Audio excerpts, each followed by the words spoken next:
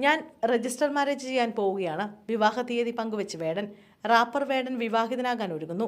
യുവ എഴുത്തുകാരി നവമീലതയാണ് വധു. ഇരുവരും ഏറെ നാളായി പ്രണയത്തിലാണ്. പൊതുവേദികളിൽ വേടനൊപ്പം നവമീലതയും എത്താറുണ്ട്. ഫെബ്രുവരി 24 തീയതി തൃശൂരിൽ വെച്ചാണ് കല്യാണം നടക്കുന്നത്. തദ്ദേശ സ്വയംഭരണ ദിനാഘോഷത്തിന്റെ ഭാഗമായി സർക്കാർ നടത്തുന്ന ഹാപ്പിനെസ് ഫെസ്റ്റിവലിൽ വെച്ചാണ് വേടൻ വിവാഹ വാർത്ത പങ്കുവച്ചത്. ഫെസ്റ്റിവലിൽ പരിപാടി അവതരിപ്പിക്കാനായി വേടൻ എത്തിയിരുന്നു.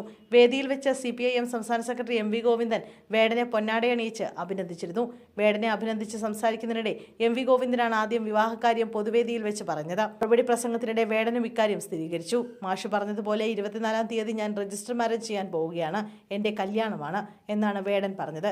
അതേസമയം ഹാപ്പിനെസ് ഫെസ്റ്റിവലിൽ വെച്ചുള്ള വേടന്റെ പരിപാടിക്കിടെ ഒരാൾ ഫ്ലൈറ്റ് ലൈറ്റിന് മുകളിൽ കയറി അഭ്യാസ പ്രകടനം നടത്തിയത് ഏറെ ആശങ്ക പടർത്തി. സാബുമോൻ എന്നയാൾ ഏകദേശം 35 അടി ഉയരമുള്ള ഫ്ലഡ് ലൈറ്റിന്റെ മുകളിലാണ് കയറിയത്. താൽക്കാലികമായി പരിപാടി നിർത്തിവെച്ച് ഇയാളോട് താഴെ ഇറങ്ങാൻ വേടൻ ആവശ്യപ്പെട്ടു. തുടർന്ന് ഇയാൾ താഴേക്കിറങ്ങി. പോലീസ് സാബുമോനെ കസ്റ്റഡിയിലെടുത്ത് വിട്ടയച്ചു. ഹിരൺദാസ് മുരളി എന്ന വേടൻ 2020 പുറത്തിറങ്ങിയ വോയിസ് ഓഫ് ദി വോയിസ്ലെസ് എന്ന പാട്ടിലൂടെയാണ് ശ്രദ്ധേയനാകുന്നത്.